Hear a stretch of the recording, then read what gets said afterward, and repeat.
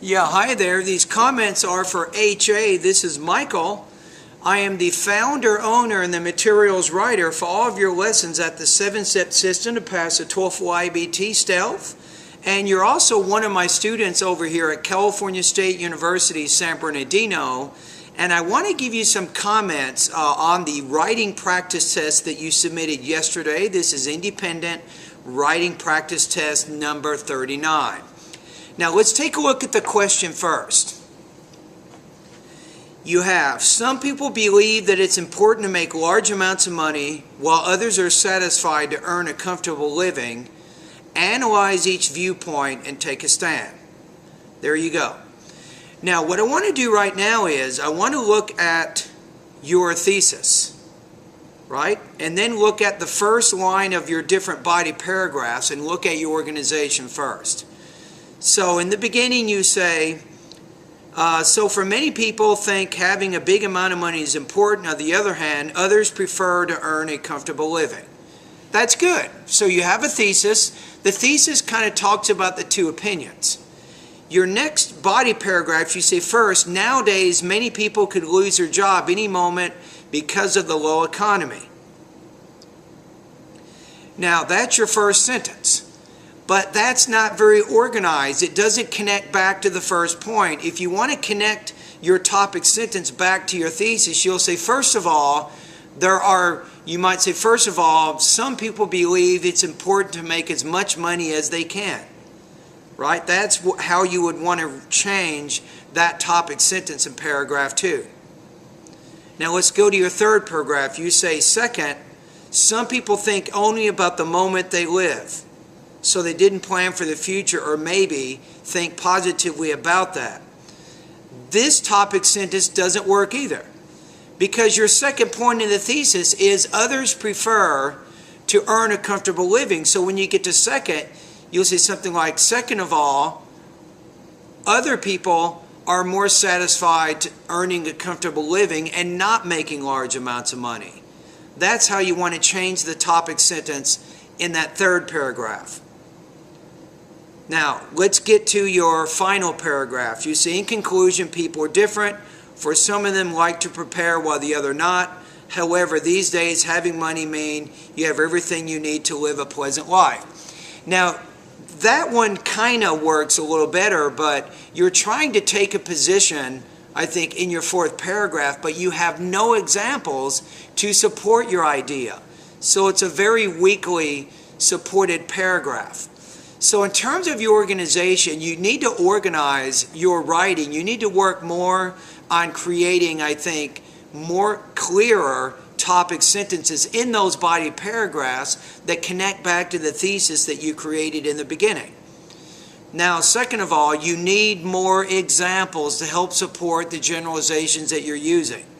So I think that's also important. For example, in the last paragraph, that's where you're getting to your opinion. You say, these days having money means you have everything that you need to live a pleasant life. So you say something like this. For example, if you have a lot of money, you're able to buy a larger home, maybe with 4 bedrooms and 2-car garage, and it also means that you can afford nice cars. You might say, in addition, if you have a lot of money, you can go on vacations each year during the summer with your family, and so on. So you have to give specific examples to help support the ideas that you're trying to say.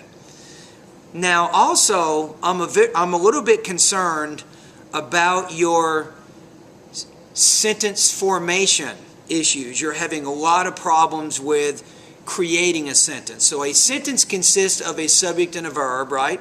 And then you can connect dependent clauses to that. You can use coordinated conjunctions and so on. However, you have lost control of your sentence structure. You're not controlling this. So let's take a look at your second paragraph. Now I'm going to make some changes to your paragraphs. You say, first, nowadays many people could lose their job any moment because, I would say because of, not the low economy, but because of the, how about weak economy?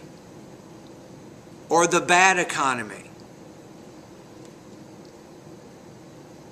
Then you might say, so the big company decreased. You want to say the big company, or not big, probably the large companies. How about the large companies decrease the number of their employees? Maybe then put a period. Then say, however, comma, some people think about the future. Maybe put a period, then capital, after they retire. No, so after they retire, comma, they plan on this time, so they try to collect as much as they can, so they, I would say, have a chance, not had, because you're already talking really in the present tense, or the so they have a chance to face anything in case they lose their job or their retirement after retirement, right? So you're having a lot of problems with your sentence structure. Now also you're having problems with your vocabulary. So here's what I recommend. You got so many problems going on in this essay, you're not going to score high. I apologize, but it isn't, and it doesn't work very well. Your organization is not good. You're not providing support for your generalizations. You're not controlling your sentence formation, and your vocabulary limitations are preventing you from fully expressing your ideas. So I do have some solutions for you here. I would recommend, to help you with the vocabulary problems that you're having right now, I suggest that you take a look at my vocabulary lesson number 3, number 4, number 5, and number 6. I got one kind of idea here. You want to learn those words, because as you expand your vocabulary, you will be able to communicate much more proficiently in your writing. So I think that's very, very important for you. Now, to help you with your organizational problems that you're facing, take a look at my writing lessons, especially writing lesson number 1, number 2, number 3, and number 4. And also take a look at my speaking lesson number 7. You might want to write this down. My speaking lesson number 7, it also applies to writing. It will give you more ideas on how you can better organize your writing. Remember that your writing is not very organized, so you want to do much better with that. Now finally, to help you with your grammar problems that you're having, I recommend that you take a look at my grammar lessons number 1, number 2, number 3, number 4, number 5, 6, and then 7. And in the grammar lesson number 7, make sure you but go through the grammar lessons in that section. If you're not sure what I'm talking about, come by my office. I'll show you exactly what it is. Now, to be honest with you, you have so many problems in your writing, you have to be patient. It's going to take you time to overcome these problems. You're probably looking at 3 or 4 months. If you work really, really hard right now, improving your vocabulary, improving your grammar, improving your details, your development, your organization, you can improve, and you will improve, but you just have to remember that it's a consistent, regular effort over a long period of time, which is going to give you the results you want. Now, I also recommend that each day take some time to read. Read newspapers, magazines, and books. This gives you even more exposure to the vocabulary and the grammar, and also how writers organize their ideas. Remember that in your essay, you're not able to control your sentence structure. Your vocabulary is very, very low level. And as you're reading more, you'll be able to improve in those areas. All right, now let's talk about your score. Based on what you wrote and what I just read, you're not going to score very high on this, I'll be honest with you. I'm going to put you at 1.0 out of 5. This is going to put you at 8 points out of 30. Now, if you take, for the TOEFL purposes, you simply have too many organizational, grammatical, and vocabulary problems with this essay to score higher than that.